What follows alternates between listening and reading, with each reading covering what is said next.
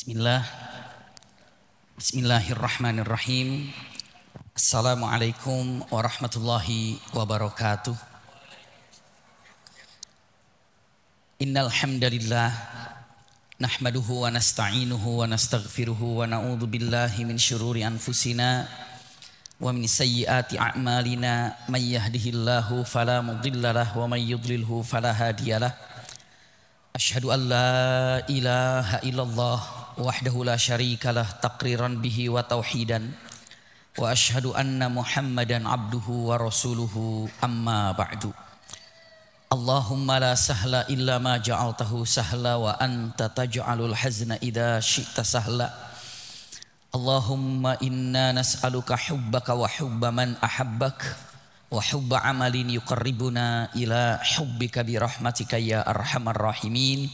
Amin ya rabbal alamin. Alhamdulillahirabbil alamin. Mudah-mudahan i'tikaf kita sore ini seluruhnya disertai rahmat dan berkah Allah Subhanahu wa taala. Semoga seperti ini Allah kumpulkan kita di dunia ini, seperti ini juga kelak Allah kumpulkan kita di surga firdausnya. Amin ya rabbal alamin. Kesempatan yang sangat berbahagia ini, dalam waktu yang sangat singkat ini, tema yang akan kita bahas ini cukup panjang.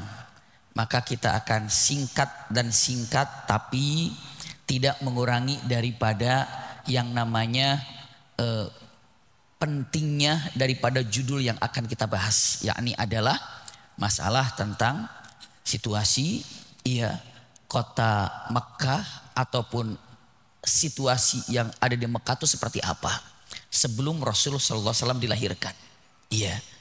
Kita ingin melihat dengan menyebutkan diawali dengan agama apa saja yang ada pada waktu itu di Jazirah Arab. Karena kita lihat awal, ini mungkin pernah disampaikan namun singkat saya ulangi lagi. Awal yang namanya Qabilah Jurhum, masih ingat ya Qabilah Jurhum yang kemarin disampaikan, yang menguasai kota Mekah. Lalu datanglah penjajah datang ke sana, namanya Qabilah apa? Khuza'ah, itu kan. Dan akhirnya Khuza'ah ini menaklukkan kota Mekah. Dan akhirnya Khuza'ah ini tinggal di kota Mekah. Ini gambarannya. Dan akhirnya Jurhum ini hanya sekedar di sana itu tidak berperan penting untuk memegang kota Mekah. Semua sekarang Mekah itu dipegang oleh Khuza'ah. Persingkat saya sampaikan, dari sejak itu tidak pernah yang namanya di kota Mekah itu kesyirikan tidak pernah terjadi. Semua mengesahkan Allah, ibadah kepada Allah, baik itu Jurhum, baik itu Khuza'ah, mengesahkan Allah Subhanahu wa taala. Kita lanjutkan. Tapi sekarang Mekah ini sudah dikuasai oleh Khuza'ah. Turun temurun dan pada waktu itu tetap Mekah ini dijadikan sebagai pusat orang-orang melaksanakan ibadah haji, khususnya Jazirah Arab, karena itu ada Baitullah Ka'bah. Dan pada waktu itu kekayaan Mekah yang membuat khasnya Mekah itu adalah apa? Air Zam-Zam. Dan saat itu air Zam-Zam sudah tidak ada. Kenapa? Karena ditimbun oleh siapa? Jurhum. Kenapa air Zam-Zam ditimbun? Karena tahu kalau Khuza'ah menyerang. Dan apabila Khuza'ah menguasai Mekah, maka jangan sampai kekayaan yang terhebat, kekayaan yang yang luar biasa diambil oleh Khuza'ah, maka air Zam-Zamnya timbun. Sehingga air Zam-Zam itu nggak keluar ratusan tahun. Ada menyatakan sampai 300 tahun air Zam-Zam tidak ada di bumi ini. Tidak ada air Zam-Zam di bumi ini. Dan akhirnya nanti keluar lagi air Zam-Zam ini kapan? Ketika nanti ditemukan oleh siapa? Kakeknya Rasulullah Sallallahu Alaihi Wasallam. Siapa nama kakeknya Rasulullah? Namanya adalah Abdul Muttalib. Kalau Abu Talib siapa? Pamannya. Masya Allah. Kita lanjut. Simpan dulu ini ya. Pada waktu itu semua orang yang datang ke kota Mekah tetap beribadah, mengabdi kepada Allah, tawaf, biasa tawaf. ke Ka'bah ini, iya, dan melaksanakan ibadah haji, walaupun tata cara hajinya memang tidak sama dengan haji yang dilakukan oleh Rasulullah SAW yang sekarang kita kerjakan. Dulu haji syariatnya begitu haji, iya. Pada waktu itu Khuza'ah ini para pimpinannya dari mulai pimpinan awal ke 1, kedua, ketiga, yang jadi masalah apa? Air. Tamu datang, air nggak ada, maka air itu dikirim dari Taif dibawa. Iya, dikirim dari Taif, terus air dibanyakin. Kenapa? Karena sangat menghajatkan air. Disitulah pimpinan Khuza'ah dengan menyatakan kesulitan dalam menerima tamu itu hanya di mana? Air. Akhirnya pindahlah pimpinan kepada seorang yang namanya Amrun bin Luhai. Pernah saya sampaikan nama Amrun bin Luhai ini di sini? Mungkin belum, atau mungkin lupa. Nggak apa-apa, ya. Mau lupa, mau belum, yang penting majelis taklim dan pahalanya tetap dapat. Tapi insya Allah belum, karena wajahnya sih kayaknya wajah belum mendengarkan Amrun bin Luhai. Pimpinan Amrun bin Luhai saat itu berpikir mengatakan, andai saja ada cara untuk mendatangkan air ke kota Mekah, seperti apa ini? Ini Amr bin Luhai, pimpinan Mekah, tapi hanya tahu orang namanya tanpa mengenal wajah. Bedanya sama sekarang sama zaman dulu begitu. Dulu namanya terkenal, wajahnya kurang familiar dan tidak tahu. Kenapa? Karena belum banyak baliho zaman dulu. Kalau sekarang kan baliho di mana-mana. Begitu ketemu, ini saya kenal nih orangnya, tapi siapa namanya ya? Bisa begitu kalau sekarang. Belum ada televisi, ya, belum ada medsos. Kalau dulu namanya terkenal, tapi wajahnya banyak yang tidak tahu.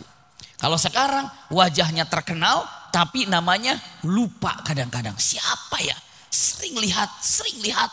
Oh ternyata di mana dan di mana gambarnya terpampang. Pada waktu itu Amrun bin Luhai sedang safar.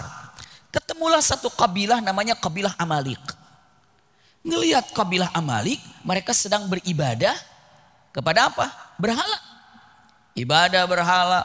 Jadi berhala disembah, berhala diagungkan. Lalu yang namanya Amrun bin Luhai ditanya atau bertanya, kabilah Amalik, kalian lagi apa? Oh, kami sedang menjadikan Ka'bah ini, kami sedang beribadah kepada siapa? Kepada Allah, tapi melalui berhala ini. Jadi mereka ini kepada berhala mengakuinya tidak menyembah berhala, tapi mereka menyatakan kalau berhala itu sebagai apa? Perantara. Al-Quran mengatakan ma na'buduhum illa liyuqarribuna ilallahi zulfa. Kami tidak menyembah berhala, kami menyembah Allah, tapi dengan berhala ini, berhala ini dapat mendekatkan aku dengan Allah. Itu gambarannya. Lalu dengan jadi berhala ini sebagai perantara. Iya. Jadi berhala ini sangat hebat kalau menjadikan perantara seorang hamba dengan Allah. Iya. Maka kabilah Amalik ini menerangkan kalau ini khusus berhala, kalau kita mau menyampaikan urusan misalnya keselamatan, minta ke berhala ini. Biar dia sampaikan kepada Allah. Kalau kita meminta misalnya masalah ketenangan hati, minta ke berhala ini, nanti disampaikan kepada Allah. Nah kalau meminta hujan, minta ke berhala ini, maka dia akan sampaikan kepada Allah, maka hujan cepat datang. Begitu mendengar hujan, ini kan lagi masalah di kota Mekah. Di kota Mekah nggak ada apa? Air. Maka langsung hujan. Oh hujan, kita perlu banget ini. Ditanya, jadi ini berhala yang bisa mempercepat hujan turun? Iya. Maka dengan mengatakan, boleh nggak aku bawa ke Mekah? Emang kamu siapa? Aku Amrun bin Luhai. Maka semua orang kagum ketika kedatangan Amrun bin Luhai. Siapa yang tidak kenal dengan Amrun bin Luhai? Bahkan dengan mengatakan ucapannya, oh memang berhala ini adalah berhala yang paling jago untuk menurunkan hujan. Maka saat itu dipintalah berhala itu untuk diangkat ke Mekah. Dan berhala yang pertama masuk ke kota Mekah namanya Hubal. Hubal namanya. Maka kalau setiap perang, iya, kalau orang Islam memiliki kalimatnya Allahu Akbar, Allahu Akbar, begitu kan? Tapi kalau mereka ini pada waktu itu tidak mengatakan Allahu Akbar, tapi mereka katakan U'lu Hubal, U'lu Hubal. Hubal yang paling tinggi, Hubal yang agung, Hubal yang tertinggi, termulia, U'lu Hubal. Itu buat mereka. Dan Hubal lah yang datang pertama kali datang ke kota Mekah. Orang Mekah bingung. Ini ngapain pimpinan kita membawa berhala? Ada apa ini? Yang namanya pimpinan ya diikutin aja. Yang namanya pimpinan ya didengerin saja. Dengan mengatakan, wahai Amrun bin Luhai, ini apa yang kalian bawa? Yang kau bawa itu apa? Jawaban Amrun bin Luhai, ini adalah berhala yang lebih cepat menjadikan hujan turun karena dia ini menjadikan perantaraan kita dengan Allah. Subhanallah. Iya. Dan khususnya ketika kita minta apa? Hujan. Maka saat itu berhala itu disimpanlah di samping Ka'bah. Dan mulai itu orang sudah mulai ada Ka'bah, ada berhala. Dan disitulah orang-orang mulai punten segala sesuatu. Ya Hubal, ya Hubal, sampaikan kepada Allah. Ya Hubal, ya Hubal, ya Hubal, ya Hubal. Dan disitulah mulailah yang namanya agama syariat yang tauhid mengesahkan Allah. Jadi apa? Jadi ada perantaraan antara seorang hamba dengan Allah, yakni apa? Berhala. Ini Al-Quran man na'buduhum, ketika orang kafir. Kenapa kalian menyembah berhala? Siapa yang menyembah berhala? Kami nggak menyembah berhala, kami menyembah Allah. Tapi berhala sebagai apa? Perantara. Ma na'buduhum, kami tidak menyembah mereka. Illa liyuqarribuna ilallahi zulfa, hanya untuk lebih mendekatkan aku dengan Allah. Itu tidak ada. Kalau kita kepada Allah langsung, tapi kalau Allah kepada kita melalui perantara. Coba ketika kita, ya Allah berikan aku rizki, langsung kepada Allah kan? Tapi Allah memberikan rizki kepada kita melalui perantara apa tidak? Perantara. Kita kerja, rizkinya datang dari Allah, tapi ada perantara. Ada yang namanya apa ya? Usahanya. Subhanallah. Iya. Allah berikan ilmu kepada kita melalui apa? Perantara. Tapi kita minta kepada Allah, ya Allah berikan aku ilmu yang bermanfaat. Lalu Allah berikan ilmu yang bermanfaat dengan apa? Dengan cara seorang guru atau seorang kiai, seorang ulama, bahkan dengan teman-teman majelis taklimnya atau dengan komunitas muslimin muslimatnya. Salah satunya yang ada, Masya Allah, yang sekarang ini luar biasa, sahabat-sahabat kami, teman-teman kami di Terang Jakarta ini, dan sahabat-sahabat kami yang Masya Allah giat aktif di dalam dakwah. Masya Allah, ini adalah salah satu dengan mengatakan ucapannya, kalimat yang ada ya sebagai perantara saja. Tapi kalau kita minta kepada Allah pakai perantara atau tidak? Tidak. Tapi Allah memberikan kepada kita menggunakan apa? Perantara. Nah, kita lanjutkan. Sejak ada Hubal di situ, sejak ada Hubal di sana, datanglah berhala-berhala yang lain. Ada namanya berhala-berhala di zaman Nabi Nuh alaihissalam, yang mungkin saya pernah sampaikan di pertemuan-pertemuan lalu, bahwa Nabi Nuh alaihissalam itu adalah punten usikum wa iyaya nafsi bitaqwallah, yang saat itu apa namanya? Tenggelamnya apa? Dunia ini, dan disitulah dihancurkannya berhala-berhala yang disembah oleh umat Nabi Nuh pada waktu itu, yang namanya Wadda, Siwa, Yaghus, Ya'uq, Nasr. Itu keluar lagi, syaitan mengeluarkan dan disimpan di samping Ka'bah.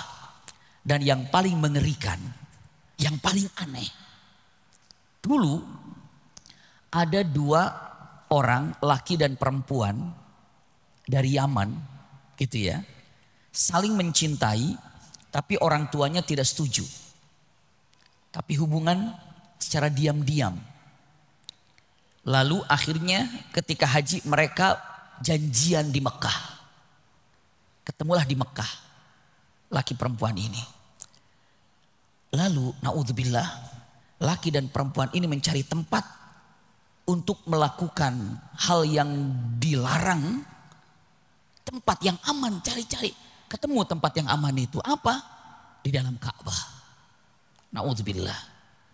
Dalam riwayatnya, dalam kisahnya, masuk di dalam Ka'bah, melakukan perzinahan di situ. Fala masahullahu hajar.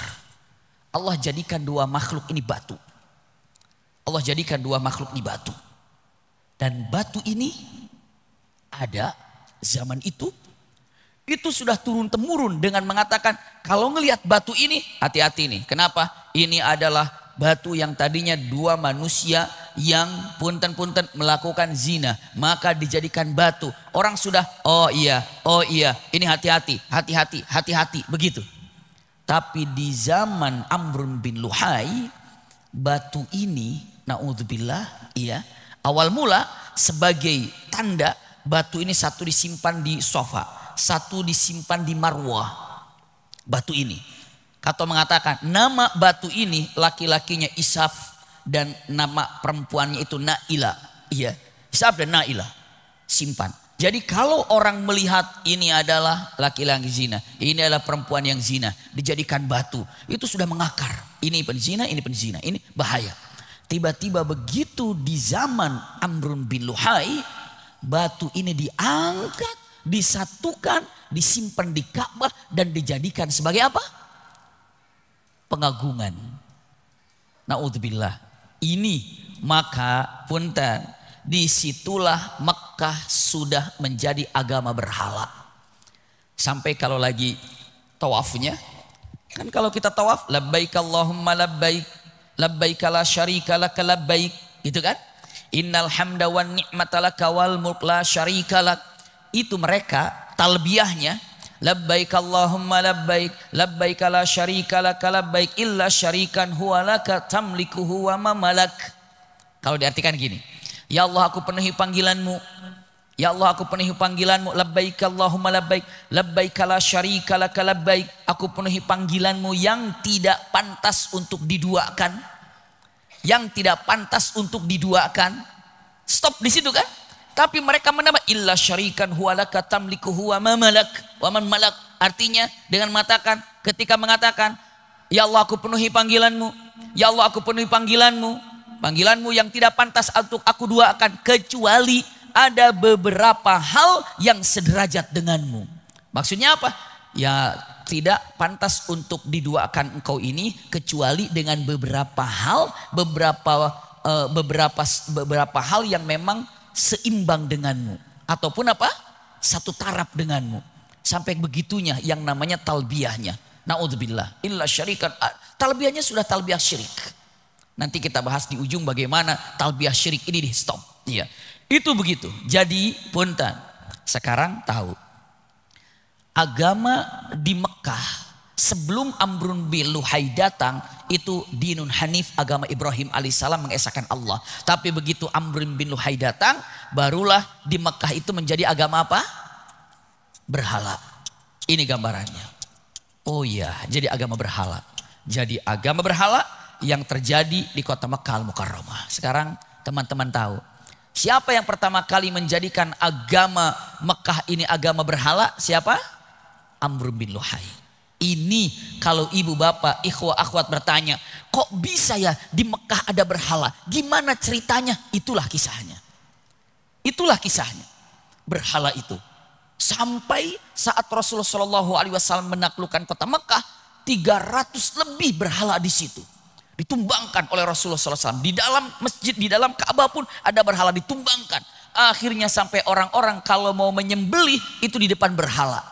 Di depan berhala, mengerikan sekali. Inilah kejadiannya. Jadi sekarang poin pertama yang harus kita pegang, pertama kali ataupun Mekah sudah terkenal dengan agama apa? Berhala. Ini pegangannya. Dan punten, situasi kota Mekah, Rasulullah pernah ditanya, ya Rasulullah bagaimana kabar Amrun bin Luhai? Rasulullah menjawab, Amrun bin Luhai itu ususnya ditarik ke neraka. Ususnya ditarik ke neraka. Kenapa ya Rasulullah? Dijawab mengatakan awwalu man buddila dinil Arab. Karena Amrun bin Luhai ini adalah orang yang pertama kali mengganti agama Arab. Ini Amrun bin Luhai. Sampai naudzubillah memberikan pepatah-pepatah yang sangat mengerikan.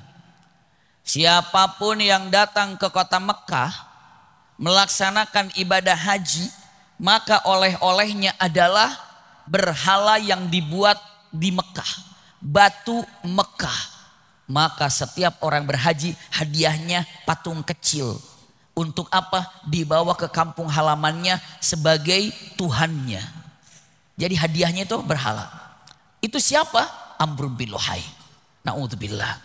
Sampai akhirnya Amr bin Luhai memberikan, ya yang namanya pemimpin saat itu Amr bin Luhai seenak-enaknya saja. Tapi semua diikuti. Sampai mengatakan, nanti ahli Mekah kalau mau keluar dari kota Mekah, ingat jangan lupa bawa berhalanya. Tidak sah orang Mekah kalau keluar Mekah enggak bawa Tuhan dari Mekah. Karena yang paling mulia itu Tuhannya dari Mekah. Sampai akhirnya di Mekah itu jualan batu-batu yang sudah dijadikan apa? Patung, berhala. Berhala. Itu laku sekali. Sampai oleh hajinya zaman dulu apa? Ya berhala. Berhala apa? Mekah. Na'udzubillah. Makanya sekarang ini pemerintah Saudi Arabia, Masya Allah, setiap jamaah haji diberikan hadiah. Tapi hadiahnya apa sekarang? Quran. Coba jamaah haji dikasih apa? Quran. Di bandara kasih Quran. Bandara kasih Quran. Kenapa? Zaman dulu dikasih hadiah. Tapi apa? Berhala.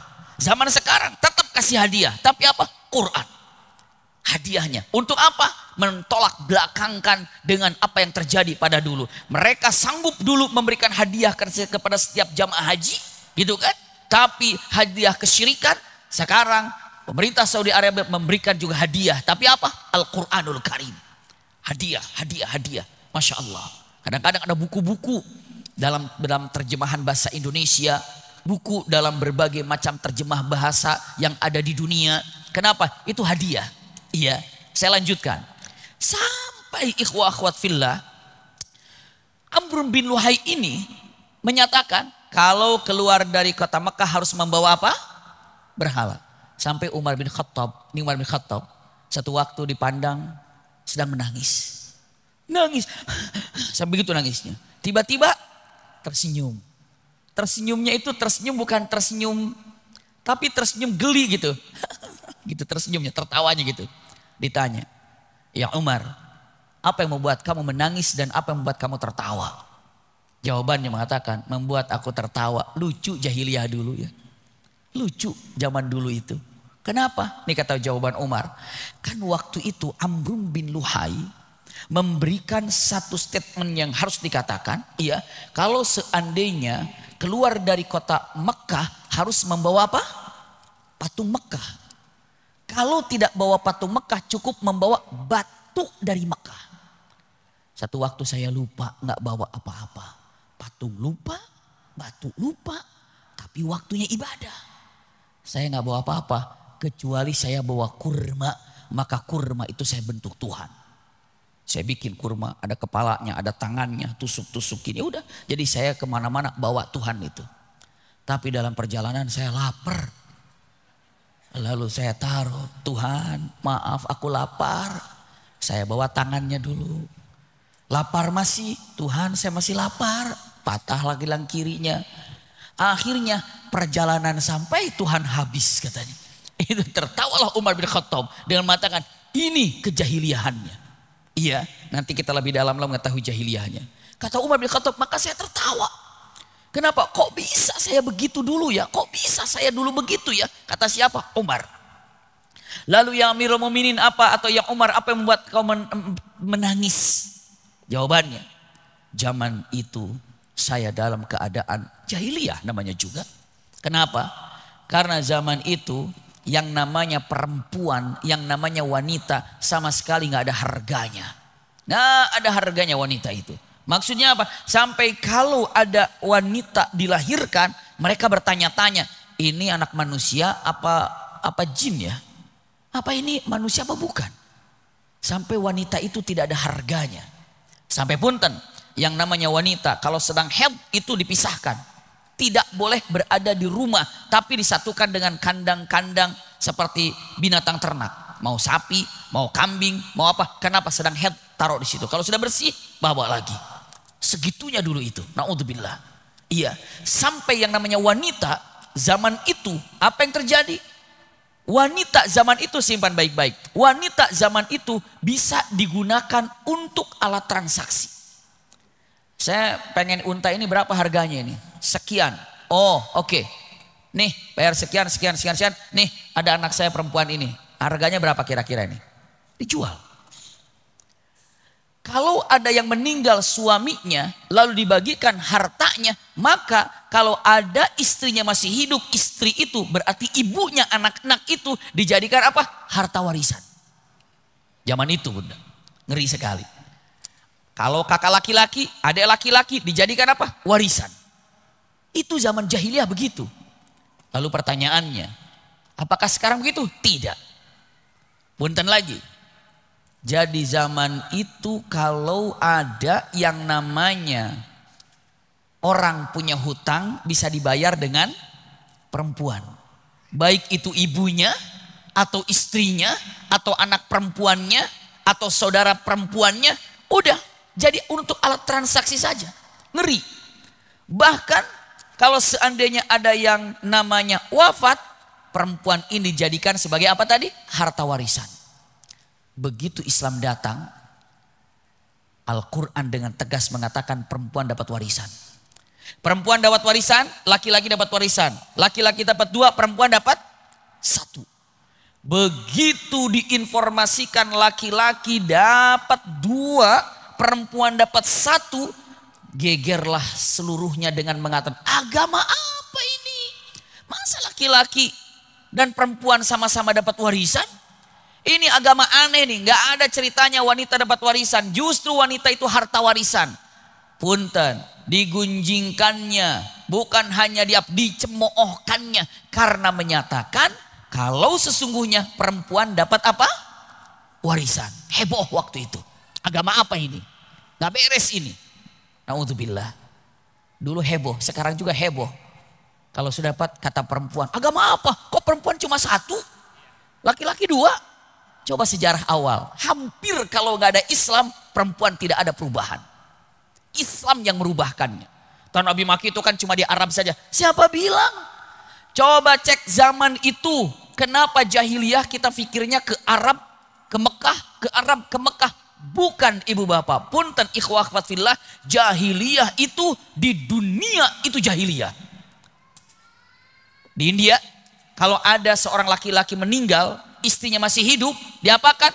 Perempuan hidup itu diikat dengan laki-laki yang sudah mati itu, bakar hidup-hidup sama. Nggak ada harganya di dunia itu, dunia. Bukan hanya di Arab saja. Tapi kenapa kita kalau berpikir jahiliyah, otak kita kemana larinya? Ke Arab. Padahal dunia jahiliyah saat itu, ikhwah akhwat. Simpan baik-baik. Umar bin Khattab pada waktu itu melihat wanita, semuanya di dunia tidak ada harganya, sampai Al-Quran mengatakan kalau seandainya ada seorang ibu melahirkan anak perempuan, itu langsung dibunuh. Kata siapa? Al-Quran. Wa idza busyira ahaduhum bil untha dhalla wajhuhu muswaddaw wa huwa kadhim yatawara minal qaumi min su'i ma busyira bi ayumsikuhu ala hun am yadussuhu fit turab. Jadi gini, apabila keluarga digambarkan kabar anakmu perempuan, busyir ahadu bil unsa, dhalla wajhuhu muswadda, langsung wajahnya itu muswadda, wajah itu malu, kayak menanggung malu, kayak apa ya? Kayak malu nggak enak. Lalu dia merunduk, kenapa? Karena anaknya perempuan, mau lewat tuh malu. Kalau ada yang nanya, anakmu perempuan ya? Nggak mau jawab, malu semuanya. Jadi bahkan tidak mau keluar rumah karena digambarkan anaknya siapa? Perempuan. Dia malu. Kalimatnya, apakah dia akan hidup selamanya dengan membawa malu karena anaknya perempuan? Maka untuk menghilangkan rasa malu itu satu-satunya jalan adalah bunuh anaknya itu. Bahkan banyak cerita, am yadussuhu fit turab, atau lihat seorang istri sedang melahirkan. Bapaknya berdiri, diliatin, tungguin. Begitu keluar perempuan, injak langsung. Injak langsung, diinjak-injak sampai wafat. Kata siapa? Quran. Di Arab, dunia. Subhanallah. Itu banyak kejadian begitu. Tapi masih ada yang hidup? Iya. Kenapa? Karena mereka dengan mengatakan, ada kebapaan, ada keibuan, nggak rela untuk dibunuh lalu dibiarkan saja. Maka ada beberapa orang di Arab, nanti kita bahas, yang khusus, bukan khusus ya, mereka itu memelihara anak-anak perempuan, menjaga anak-anak perempuan. Dibesarkan anak perempuan itu, dibesarkan anak perempuan itu. Siapa? Di antaranya ada Zaid bin Amr bin Nufail. Itu orang Arab, tapi dia itu beragamakan mengesahkan Allah, tapi dia tidak tahu bagaimana cara beribadah kepada Allah. Tapi tahu kalau anak perempuan ini nggak boleh dibunuh. Lalu setiap ada anak dia bilang, istrimu lagi hamil ya, ingat ya, kalau anakmu perempuan jangan bunuh, kasih sama aku, biar aku pelihara. Di rumahnya itu anak-anak perempuan semuanya dipelihara sama orang ini, Zaid bin Amr bin Nufail. Jadi kalau ada anak perempuan jangan dibunuh, kenapa? Kasih aja sama Zaid, kasih sama Zaid. Anakmu perempuan kasih sama Zaid. Jadi anak-anak itu semua di rumahnya Zaid bin Amr bin Nufail. Sampai kalau seandainya sudah mulai 4 tahun, 6 tahun, 7 tahun, diajak, nah sini nak, ini bapakmu, ini ibumu. Kamu mau ngambil nggak? Mau ngambil nggak? Kalau ambil silahkan. Lalu diambil tanpa dipungut bayaran, ya sudah ambil, alhamdulillah. Berarti ada yang hidup anak-anak itu di bawah naungan siapa? Zaid bin Amr bin Nufail. Tapi ada yang sudah besar, nggak mau, bawa aja sama kamu. Dibawa sama Zaid bin Amr bin Nufail. Masya Allah. Sampai Zaid bin Amr bin Nufail ini mencari siapa yang namanya, kalimatnya bagaimana cara mengagungkan Allah.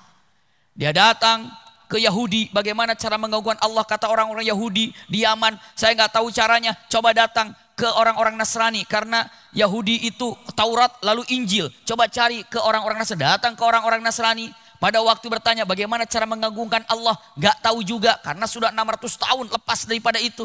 Zaid bin Amr bin Nufail gak tahu bagaimana cara ibadah. Lalu dia hanya sujud kepada Allah dan dia katakan, ya Rabb, aku tahu engkau adalah Esa, aku tahu aku adalah hambamu, aku tahu engkau yuhyi wa yumit, aku hanya ibadah seperti ini. Sujud, selesai. Sujud, selesai. Itu ibadahnya. Dalam perjalanan, subhanallah, untuk pulang ke kota Mekah, ada yang namanya qata' turuk ataupun begal atau pencuri. Terbunuhlah Zaid bin Amr bin Nufail. Namun sebelum terbunuh dia menyatakan kata-kata ini, ya Allah, semoga engkau terima ibadahku yang aku tidak tahu bagaimana cara ibadah kepadamu untuk mengagungkanmu. Tapi aku yakin engkau Esa, engkau yang menghidupkan, mematikan, memberikan rizki dan berkuasa atas segala-galanya. Dan aku yakin bahwa tahun ini adalah tahun kenabian di Mekah. Karena setelah datang ke Yahudi, datang ke Nasrani, mereka kabarkan kalau tahun ini tahun kenabian. Lalu apa yang terjadi? Ikhwah akhwat fillah, Masya Allah.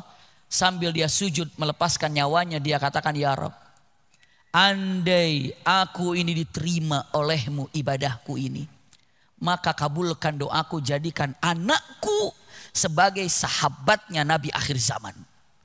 Maka wafat. Doanya dikabulkan. Anaknya Zaid bin Amr bin Nufail adalah Sa'id bin Zaid. Ingat namanya, Sa'id bin Zaid. Ini adalah dari 10 sahabat Rasul masuk surga tanpa dihisab. Doa siapa? Doa dari siapa? Ayah. Doa dari ayah. Maka kalau teman-teman ingin mencari kisah Sa'id bin Zaid, apa dia ini hebatnya sampai bisa masuk 10 sahabat Rasul masuk surga tanpa dihisab? Susah ketemunya.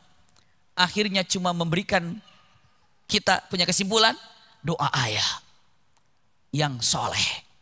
Masya Allah. Jadi kita ini sebagai orang tua ataupun calon orang tua, doanya kepada Allah, ya Allah jadikan keturunanku keturunan yang soleh dan soleh. Tapi Abi Maki, saya kan belum punya anak. Doa itu, boro-boro punya anak, nikah saja belum. Doa itu gak ada masalah. Terus untuk yang akan datang. Ini gambarannya. Sekali lagi ya. Jadi pada waktu itu anak, misalnya ibu bapak nanya, katanya zaman jahiliyah semua anak perempuan dibunuh, diinjak. Ayatnya ada. Tidak semuanya. Kenapa? Karena ada orang yang siap menampungnya. Siapa tadi yang menampungnya? Zaid bin Amr bin Nufail. Ditampung. Waduh, banyak ditampung. Sama siapa? Sama Zaid bin Amr bin Nufail. Jadi kalau ada perempuan sedang hamil, tanya suaminya. Kalau perempuan, kasih aku, jangan dibunuh. Kalau perempuan, itu pun masih ada yang lolos. Itu pun masih ada yang lolos. Umar bin Khattab nangis. Kenapa? Anaknya perempuan. Lucu, sayang, cinta. Tapi Umar bin Khattab sekokoh Umar, sedahsyat Umar, enggak tahan dengan telinga setiap jalan. gagah, tapi punya anak perempuan. Alah, gitu tuh. Keren, gagah, galak, tapi aduh sayang kalah sama anak perempuan. Dia malah melihara anak perempuan. Kayak menjaga anak perempuan di rumah itu aib. Zaman itu. Gak tahan Umar di usia 4 tahun. Dengan keberaniannya yang salah. Dia katakan ke istrinya, ya Ummah, zayyiniha. Istriku, hiasi anak ini. Nangis ibunya. Karena tahu, kalau dihiasi ini pasti akan apa? Dibunuh. Lalu dikasih baju yang sangat baik, dibawa ke tengah padang pasir. Anak yang 4 tahun itu, 4 tahun lucu gak kira-kira tuh? Lucu-lucunya dibawa. Setelah itu apa? Anaknya bertanya, mau kemana ya? Kita main-main yuk. Di mana padang pasir apa? Ya mungkin gayanya petak umpat. Tapi apa? Sembunyinya di lubang nak. Hanya digali. Kira-kira sudah cukup dengan untuk apa? Tubuh anaknya gitu ya. Udah cukup dengan tubuh anaknya masuk. Sampai ketika Umar bin Khattab menggali. Ini kata Umar bin Khattab sambil cerita nangis. Menggali pasti ada namanya apa? Debu. Kotor di wajahnya di sini. Lalu kata anak itu mengatakan, ayah sebentar, kenapa? Ini kotor janggutnya, dibersihkan sama anak 4 tahun itu, dibersihkan wajahnya. Semakin sakit hati Umar bin Khattab. Setelah itu dimasukkan ke dalam, ayo nak timbun nak, ditimbun. Setelah tinggal segini, ketawa-ketawa, diinjak kepalanya wafatlah. Itulah cara Umar bin Khattab. Lalu pertanyaan mengatakan, jahiliyah memang. Lalu dengan mengatakan itulah yang membuat Umar bin Khattab menangis. Kenapa? Karena digambarkan dengan mengatakan perang antara sifat jahiliyah dengan kelembutan seorang ayah. Ini jahiliyah. Maka Umar bin Khattab mengatakan, kalian tidak akan pernah bisa mengetahui hebatnya Islam sebelum kalian tahu bagaimana hancurnya jahiliyah. Kita tahu warna putih disandingkan kalau kita seputih apa warna itu kalau kita sandingkan dengan warna hitam. Baru ketahuan itu. Iya, maka dengan mengatakan ucapannya, kalimatnya yang tidak mengenal jahiliyah itu gak bakalan pernah tahu merasakan hebatnya Islam itu kayak apa. Mulianya bunda akhwat sebagai wanita tidak akan pernah merasa dimuliakan oleh syariat Islam kalau bunda akhwat ini tidak mengenal jahiliyah kayak apa dulu ini. Coba renungkan, ternyata gini ya perempuan itu. Islam datang merubah semuanya, mengangkat derajatnya sampai dengan gaya-gayanya. Hati-hati, perempuan jangan pergi kecuali dengan mahramnya. Masya Allah dijaga. Perempuan tuh mahal ya, harus apa? Tutup ya auratnya, mahal ya. Itulah perempuan. Subhanallah. Sampai punten-punten yang paling banyak menjadi ahli sorga perempuan. Yang paling banyak ahli neraka perempuan. Jawabannya apa? Karena memang perempuan lebih banyak diciptakan oleh Allah daripada laki-laki. Iya. Subhanallah, perempuan. Lalu dengan mengatakan yang paling cepat menjadi ahli sorga dalam amalan, perempuan. Yang paling cepat untuk menjadi ahli neraka dalam amalan, perempuan. Jadi kalau bisa dipastikan perempuan yang di masjid, yang ahli majelis ta'lim, itulah perempuan yang ahli jannah. Amin ya rabbal alamin.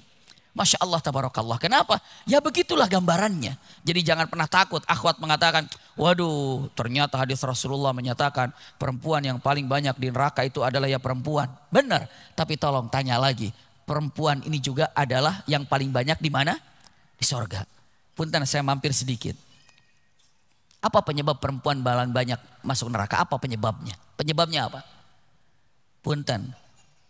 Karena tidak bersyukur terhadap apa yang diberikan oleh pasangan hidupnya.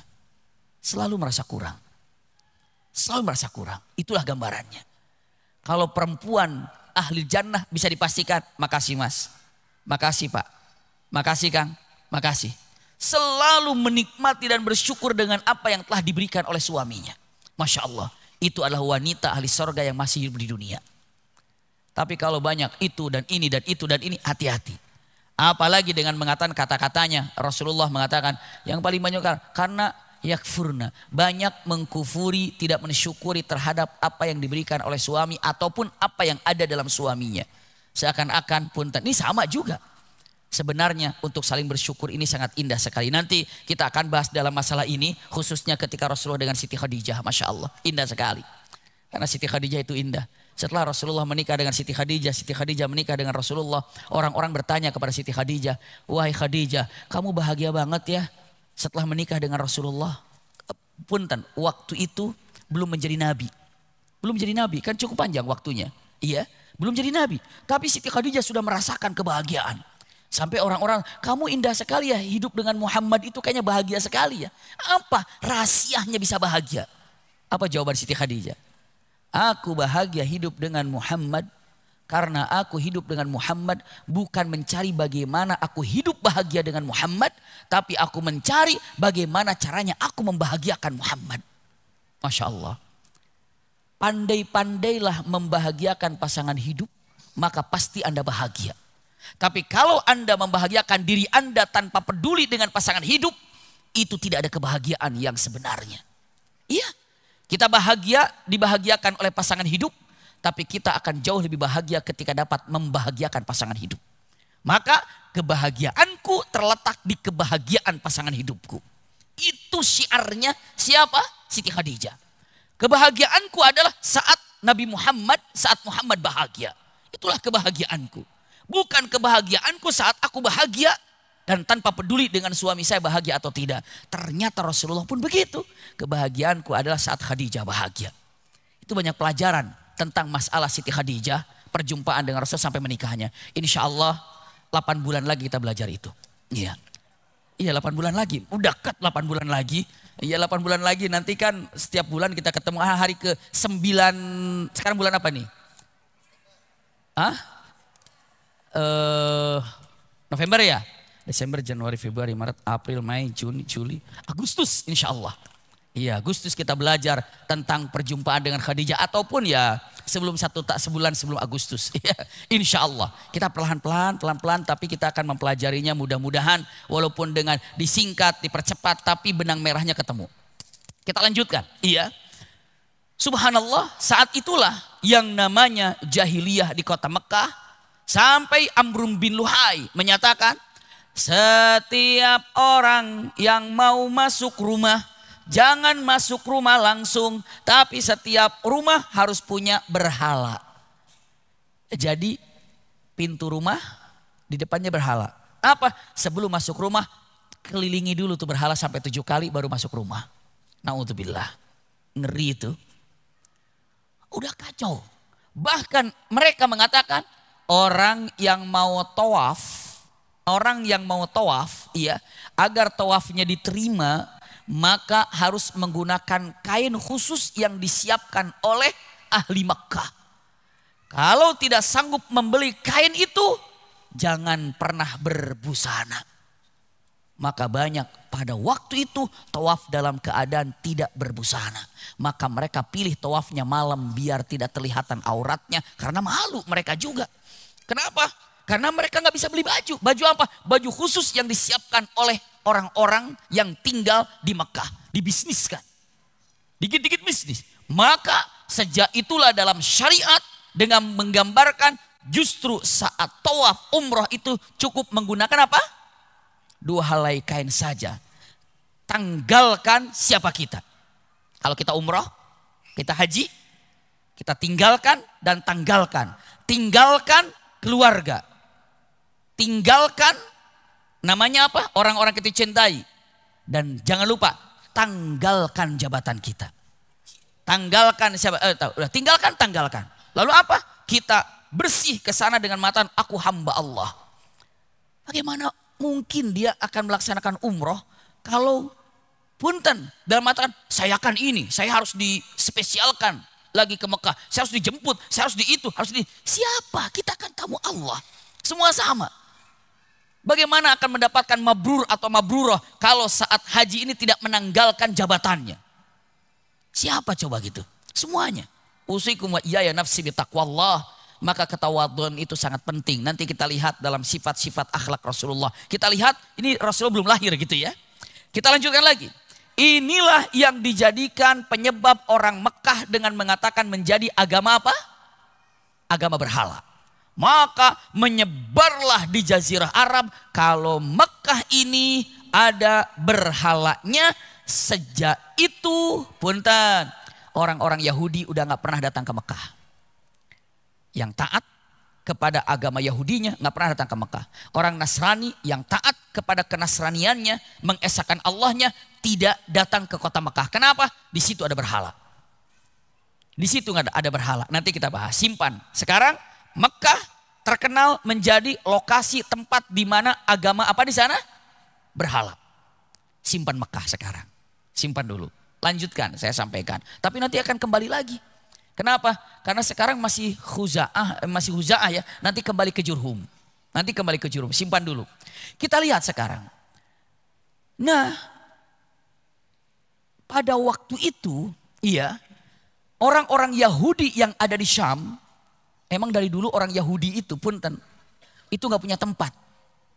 Santai sana pergi sini, hijrah sana hijrah sini, begitu nggak ada tempat. Dari dulu itu, di zaman Sirah Nabawiyahnya pun demikian. Iya, tapi siap-siap kalau sudah kumpul pasti hancur. Kalau sudah kumpul pasti hancur. Itu kisahnya. Mereka kumpul di Madinah, hancur. Mereka kumpul di Khaybar, hancur.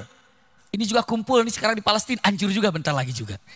Iya benar bunda. Iya, karena apa? Karena dalam kalimatnya Al-Quran matan uskunul ardo. Artinya apa? Al-Quran sudah mengatakan, hei Bani Israel, kamu tinggallah di bumi. Di bumi nggak disebutkan lokasinya. Kalau misalnya mengatakan ucapan ini, Syekh Sya'rawi mengatakan, kalau mengatakan kalian tinggal di Indonesia. Itu nggak punya tempat itu. Indonesia tuh luas. Al-Quran mengatakan, hei kalian Bani Israel, tinggallah di bumi. Nggak disebutkan lokasinya. Maka para orang-orang Yahudi yang taat dan mengerti tentang masalah ini, mereka mengatakan satu kehancuran apabila Yahudi sudah berkumpul. Karena ini kelemahannya. Dari dulu, kalau Yahudi sudah berkumpul, hancur. Berkumpul, hancur. Begitu gambarannya. Iya, itulah. Jadi memang tabiat itu nggak boleh kumpul. Dari dulu pindah sana pindah. Nah dari Syam, mereka ada yang pindah ke Madinah, Yathrib, ada yang pindah ke Khaybar. Iya.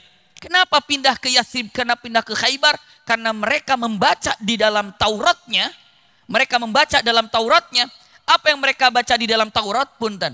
Mereka membaca dalam Taurat kalau Nabi akhir zaman itu akan tinggal Ardun Nakhlah, di tempat perkebunan yang banyak kurmanya.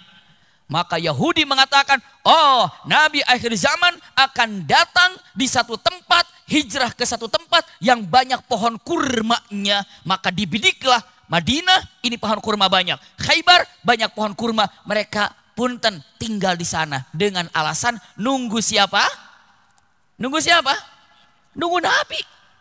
Niatnya nunggu Nabi. Tapi begitu Nabi Muhammad datang, diterima apa enggak? Apa alasannya tidak diterima? Karena mengatakan, oh dari Ismail, bukan dari Ishak, berarti bukan dari Yakub, berarti bukan dari Bani Israel. Nah mulailah ditolak. Kenapa? Begitulah. Padahal andai kata Nabi akhir zaman itu masih daripada Bani Israel, mereka tetap akan tidak mengikutinya karena sifatnya demikian. Iya. Nah simpan. Yahudi ini datang dari Syam. Iya. Ada yang hijrah kemana? Ke Khaybar karena itu Ardun Nakhlah, banyak pohon kurmanya. Yang kedua ada yang ke Madinah karena banyak pohon kurmanya. Jadi itulah Yahudi, simpan baik-baik. Tapi ada penduduk Madinah yang asli di sana. Yang kita tahu ada Aus dan Khazraj. Simpan dulu itu. Saya mulai dari mana ya? Yang cepat dulu, yang cepat ini dulu simpan baik-baik. Insya Allah waktunya sampai 5:30 keburu. Bismillah. Iya. Pada waktu itu Yaman itu ada kerajaan. Kerajaan kalau kita namanya presiden. Kalau Saudi Arabia raja. Kalau yang namanya Malaysia apa ya? Malaysia. Malaysia apa? Bukan presiden, tapi apa? Iya, yang ininya, yang pimpinannya. Apa namanya? Ada yang tahu? Perdana Menteri, benar. Iya, Perdana Menteri. Kalau yang namanya Yaman itu namanya Tuba. Kalau yang namanya Mesir, Fir'aun sebutannya. Kalau yang namanya Romawi, Kaisar. Kalau yang namanya Persia, Kisra. Gitu kan nama-namanya, sebutan-sebutannya. Bisa dipahami nih ya. Ini Tuba. Saya percepat. Tuba ini, ayahnya ini pernah bermimpi, diartikan bahwa yang namanya kerajaannya akan hancur, akan kalah oleh orang-orang Habasyah. Itu sudah diprediksi itu. Kan hancur oleh orang-orang Habasyah. Iya, sudah disampaikan. Tapi singkat saya sampaikan, Tuba ini, pegang baik-baik saya percepat. Tuba ini, iya, seorang raja baik dan hobinya berdagang. Ada raja hobinya dagang. Traveling, dagang. Kalau raja ya pada cukup segala macam ada, tapi hobi dagang. Bawa anaknya untuk ikut berdagang ke Syam. Dalam perjalanan sampai ke kota Madinah, yang sekarang ini Madinah namanya, dulu Yathrib, kumpul di sana, ada barang yang ketinggalan, maka anaknya suruh nunggu di mana? Di Yathrib atau di Madinah, sementara yang namanya Tuba berangkat menuju ke Syam. Jadi anaknya tinggal di Madinah buat apa? Nunggu apa? Barang ketinggalan. Ayahnya pergi. Ya maklum anak raja lah. Maklum anak raja. Ayah saya kan raja Yaman. Anak saya kan anaknya Tuba. Ya sembrono lah gitu ya. Apa yang terjadi? Bikin masalah di Madinah. Bikin masalah di Madinah, berantem. Akhirnya apa? Mati di Madinah. Siapa yang mati ini? Anaknya? Raja siapa? Anaknya Raja Tuba. Tuba berpikir, anaknya mati di Madinah, nggak jadi ke Syam, balik lagi ke Madinah dengan memberikan informasi, wahai pasukan yang ada di Yaman, Tuba ini serang Madinah. Maka datanglah pasukan dari Yaman menyerang kota Madinah. Datang Tuba diserang kota Madinah. Gara-gara apa? Anaknya apa? Terbunuh di mana? Di Madinah. Terjadi perang. Tapi yang paling hebat, yang paling mengherankan, Madinah ini itu terkenal dengan kemuliaannya, dengan kebaikannya. Ini gak pernah ditemukan ini. Apa kebaikannya? Pagi perang, sampai terbenam matahari selesai. Karena peraturan perang gitu zaman dulu itu. Kalau sudah terbenam matahari lanjut besok. Kalau terbenam matahari lanjut besok. Peraturan itu. Kalau sudah terbenam matahari mundur tuh. Jangan dilanjutin. Ya, besok kalau sudah terbit matahari, lihat bendera sudah siap dari sana, bendera sudah siap di sini, terjadi perang. Kalau kita udah siap benderanya diangkat, kita nunggu nih belum diangkat. Angkat tunggu dulu. Woi, angkat dong, cepet dong, kita perang.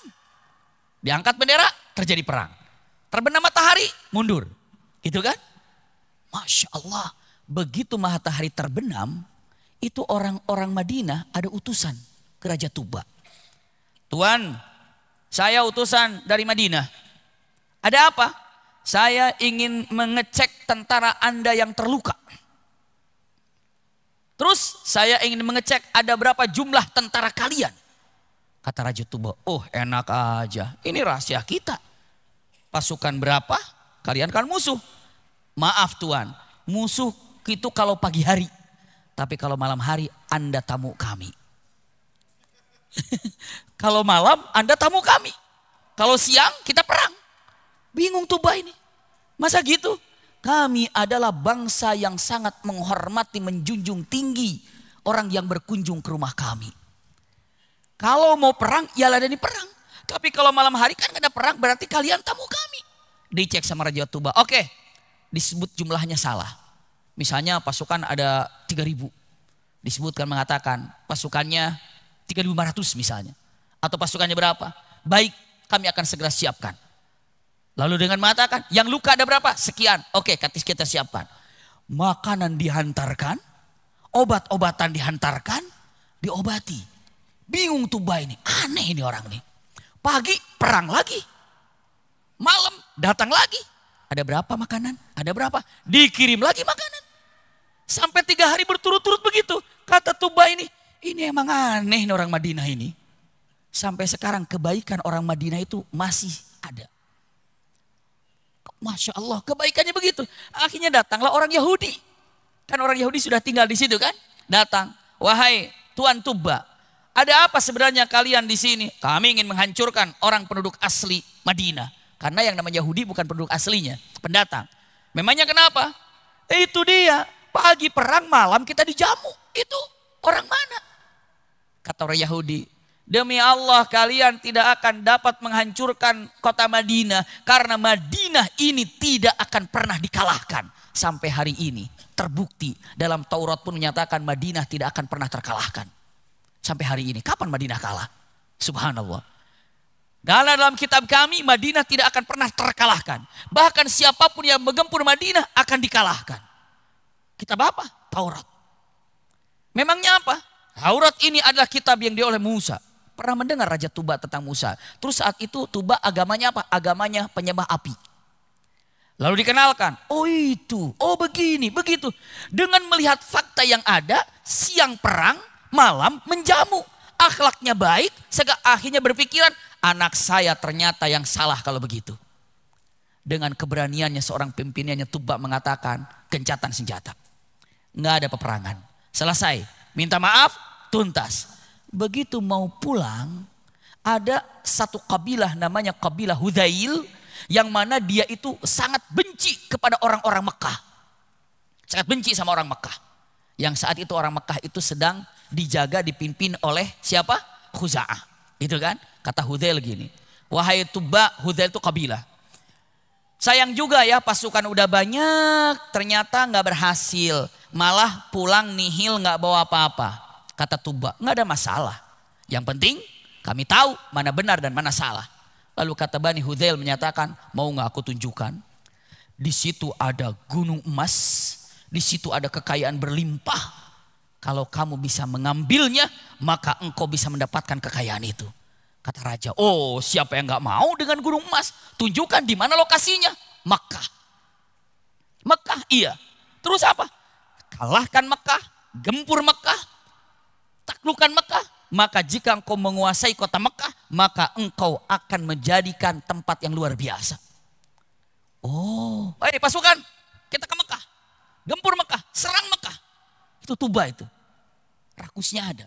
Mau berangkat ke kota Makkah, ditanya lagi sama orang Yahudi tadi. Tuan mau kemana? Mau ke Mekah. Ngapain kota Mekah? Mau naklukin kota Mekah. Waduh, lebih bahaya lagi. Madinah gak pernah ditaklukkan. Kenapa? Karena di situ tempat Nabi Muhammad hijrah. Gak pernah ditaklukkan. Sekarang kamu mau berangkat ke Mekah. Itu lebih bahaya lagi. Kenapa? Karena Muhammad lahirnya di sana nanti. Terus saya mau ke Mekah ngapain? Kalau mau ke Mekah, ke Ka'bah saja. Di situ ada rumah Allah. Lalu kata Tuba, ayo kalian datang ke sana. Ayo berangkat. Nggak bisa. Kenapa? Saya orang Yahudi nggak mungkin datang ke Mekah karena di sana sudah banyak berhala. Itu alasannya orang Yahudi tidak ke sana. Maka datanglah Tuba ke sana. Dengan kegagahannya disambut oleh orang Mekah. Karena apa? Didatangi oleh Raja Yaman. Datang Tuba ke sana melihat Ka'bah seperti tawaf biasa. Lalu tertidurlah Tuba istirahat di sana. Hari pertama bermimpi kalau Tuba ini menutupi Ka'bah dengan kain. Hari kedua pun mimpi yang sama.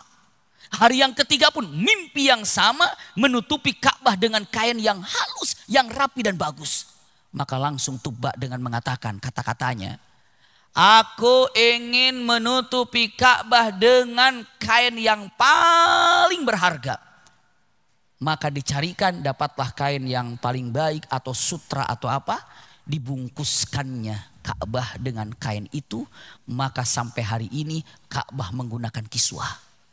Sekarang ibu bapak tahu, ikhwah akhwat tahu. Siapa yang pertama kali menutupi kain atau menutupi Ka'bah dengan kain? Siapa yang pertama kali? Tuba. Masya Allah. Bayangkan. Kita sholat tiap hari mustaqbilal qiblah, mustaqbilal Ka'bah. Alhamdulillah hari ini tahu. Alhamdulillah ya Rabb. Sekarang saya bisa tahu yang pertama kali menutup Ka'bah dengan kiswah itu Raja Tuba ternyata. Datang ke sana tutup. Masya sampai hari ini. Saja itu Ka'bah tidak lagi terbuka. Tapi selalu dengan menggunakan apa? Kiswah. Ibu bapak ikhwah akhwat bisa melihat kalau Ka'bah masih terkiswah sekarang kan? Sekarang pertanyaannya, siapa yang pertama kali menutupi Ka'bah dengan kiswah siapa? Raja Tuba. Masya Allah, ilmu. Makanya kalau Ibnu Taimiyah menyatakan, setiap Anda mengetahui ilmu syariat, ilmu agama, satu ilmu yang dipahami ketika ibu bapak ikhwah akhwat, oh gitu ya. Saat ibu mengatakan, oh itu pintu surga terbuka. Oh terbuka, oh terbuka, oh terbuka. Masya Allah, itu gambarannya. Iya. Sekarang teman-teman di sini udah berapa kali oh? Udah berapa kali oh? 2 kali oh, 3 kali oh. Terbuka, terbuka, terbuka. Masya Allah. Kita lanjut lagi.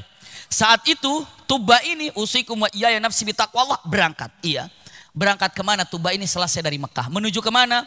Tuba dari kota Mekah menuju kota Yaman. Lalu kata Tuba dengan mengatakan ucapannya, wahai atau kepada orang Yahudi tadi, dua orang yang menyatakan jangan sampai menyerang Madinah, jangan sampai macam-macam di Mekah gitu kan.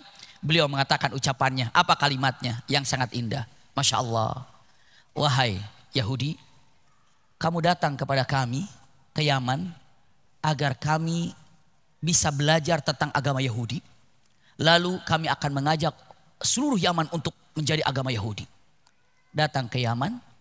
Lalu kata Raja Tuba dengan mengatakan, saya ingin beragamakan Yahudi. Ayo kalian agama Yahudi semuanya. Maka apa yang terjadi? Yahudi itu penyembah apa tadi? Api. Penyembah api.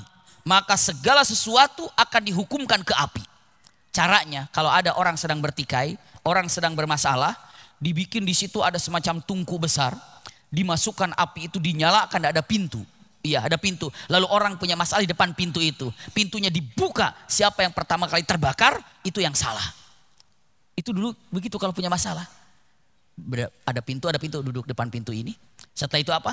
Dibuka, kalau kena api, berarti itu yang salah. Itu cara menghukumnya begitu, para penyembah api ini. Ikhwah akhwat, apa yang terjadi? Simpan baik-baik.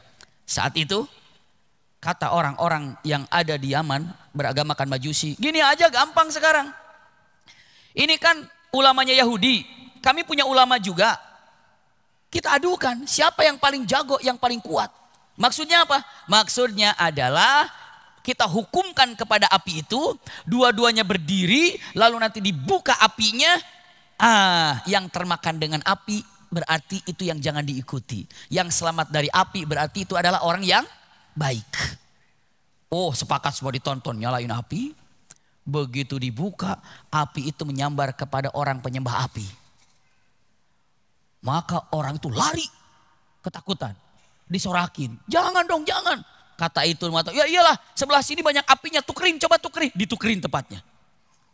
Begitu ditukar tempatnya, dibuka, api itu tetap menghantam orang yang apa? Orang yang penyembah api. Akhirnya terbakar, mati di sana. Maka semua orang Yaman beragamakan Yahudi. Itu penyebabnya.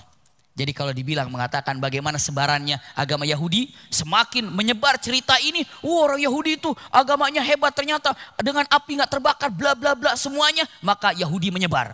Sekarang Madinah, iya, punten. Orang-orang yang ada di Madinah sebagian Yahudi dan menyebar kemana? Ke Yaman. Karena peristiwa itu. Mekah agamanya apa? Berhala. Sekarang sudah ada dua ya. Satu lagi untuk mempercepat. Nasrani bagaimana? Nasrani ini masuk. Ada seorang da'i dari Afrika zaman itu. Iya. Lalu tertangkap dan dijual di Najran. Setelah dijual di Najran, ternyata ini adalah seorang yang Unitarians mengesahkan Allah, beragamakan Nasrani di zaman itu. Maka dia membagi waktunya 3. 1 untuk ibadah, 1 lagi untuk kerja, ya, 1 lagi untuk istirahat. Jadi dalam waktu itu cuma dibagi per 3 aja. Per 3 untuk ibadah, sepertiga. Satu waktu. Di Najran ini ibadahnya Majusi, tapi bukan penyembah api, tapi menyembah pohon. Zaman itu. Menyembah pohon. Tapi orang yang beragamakan Nasrani ini pastinya menyembah Allah. Di satu malam sedang berdoa, tiba-tiba dikelilingi oleh cahaya, oleh api. Maka saat itu majikannya menyatakan, kamu sedang apa? Saya sedang menyembah Allah. Allah itu maksud siapa? Yang menciptakan langit dan bumi bla bla bla semuanya. Dengan mengatakan kata-katanya. Kenapa kamu tidak menyembah pohon? Pohon ciptaan Allah. Laki-laki ini sering disebutkan para ulama namanya adalah Fiunium. Iya, Fiunium. Nama laki-laki ini. Lalu dengan mengatakan, singkat kisah yang penting dapat ceritanya. Apa buktinya kalau Tuhanmu lebih kuat daripada Tuhanku? Kata penyembah siapa? Penyembah pohon ini, majikannya. Ini aja. Apa yang kamu inginkan? Kata Fiunium. Kata orang Majusi ini majikannya, gini aja. Tuhanku adalah pohon yang paling besar. Tuhanmu adalah yang kau sembah. Sekarang kita adukan Tuhanmu dan Tuhanku. Siapa yang lebih jago berarti itu yang menang. Caranya bagaimana? Kamu datang besok kepada pohon yang paling besar yang kami keramatkan. Lalu ajak Tuhanmu untuk menghancurkan pohon ini. Apabila pohon ini hancur berarti Tuhanmu jago. Berarti kita akan pindah ke dalam agamamu. Boleh? Kumpulkan ahli Najran. melihat pertandingan itu, pertarungan antara Tuhannya Finium dan Tuhannya Nejran. Itu Tuhan diadukan, astagfirullahaladzim. Lihat, kejahilian pada waktu itu daripada siapa? Orang-orang mana? Orang-orang Nejran. Maka dikumpulkan, pohonnya paling besar itu. Datang anak muda Finium berdoa. Doa kepada Allah, berdoa. Semua menyaksikan dalam waktu yang sangat singkat ada halilintar menghantam pohon itu dan hancur pohon itu. Maka semuanya ahli Nejran beragamakan Nasrani. Itu awal mulanya. Jadi sekarang di Arab ini pada waktu ada berapa agama? 3. 1, berhala, pusatnya mana? Mekah. 2, Yahudi, pusatnya di mana? Sudah jadi Yaman sekarang. Iya, walaupun di Madinah ada dan di Khaybar ada. Tapi Yaman karena ada pimpinannya, siapa? Rajanya itu. Rajanya, Tuba itu. Tapi nanti Tuba wafat, ya, ganti oleh Dzunawas nanti. Iya. Selanjutnya kalau agama Nasrani di mana kumpulnya? Di Najran.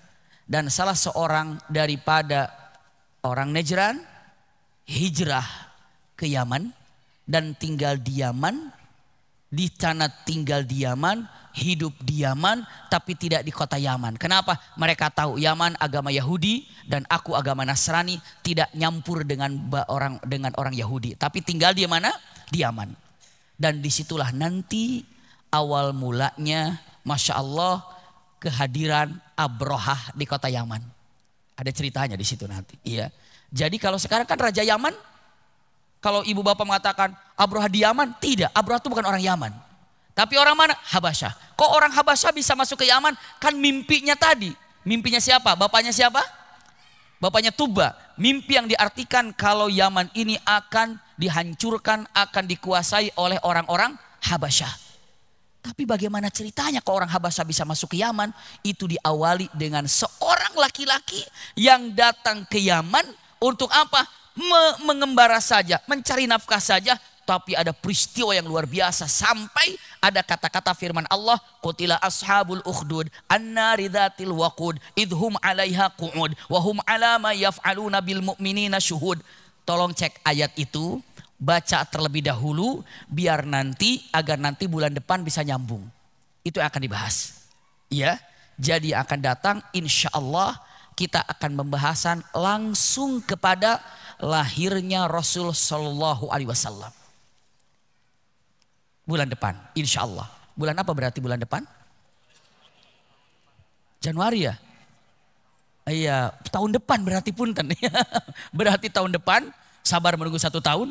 Kita akan ketemu nanti dengan Masya Allah. Kalau dikatakan marhaban ya Rasulullah, selamat datang wahai Rasulullah di muka bumi ini. Selamat datang, kami menyambutmu dan kami merindukanmu. Dan ini adalah peristiwa diawali Masya Allah dengan peristiwa-peristiwa yang indah.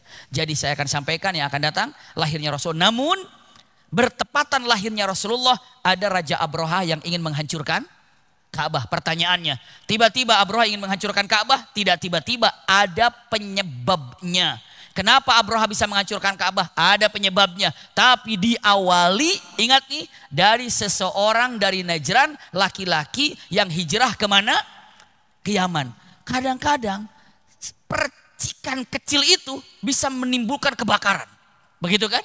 Terkadang peristiwa kecil ini bisa menjadikan hal yang luar biasa sampai ada peristiwa yang namanya punten. Peristiwa tahun gajah. Itu gambarannya ya. Jadi akan datang insya Allah, mudah-mudahan Allah pertemukan kita kembali. Yang akan kita bahas adalah tentang Masya Allah bagaimana lahirnya Rasulullah Sallallahu Alaihi Wasallam.